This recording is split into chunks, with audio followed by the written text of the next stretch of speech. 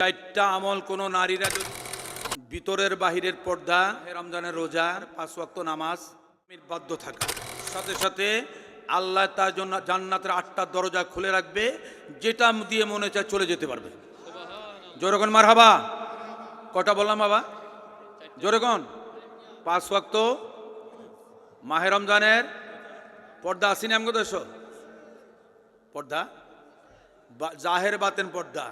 এরপরে স্বামীর বাধ্য থাকলে শাশুড়িকে সম্মান করবে, শ্বশুরকে সম্মান করবে, নিজের মা বাবাকে সম্মান করবে। আল্লাহ যেন আমাদের সবাইকে, আমাদের মা বোনদেরকে 4টা গাইডলাইনে চালাইতে পারি। আল্লাহ তৌফিক দান করুক। আরো জোরে বলেন আমিন। এই বলে আমি আপনাদের খেদমতে বিদায় নিচ্ছি। আল্লাহ আমাদের সবাইকে আমলের সহিত, ইমানের সহিত থাকার তৌফিক দান করুক। আমা তৌফিকি ইল্লা বিল্লাহ। আসসালামু আলাইকুম ওয়া রাহমাতুল্লাহি ওয়া বারাকাতুহু। মাশাআল্লাহ, মারহাবা। চমৎকার আলোচনা করেছেন তথ্যভিত্তিক। আজকের মাহফিলের প্রধান অতিথি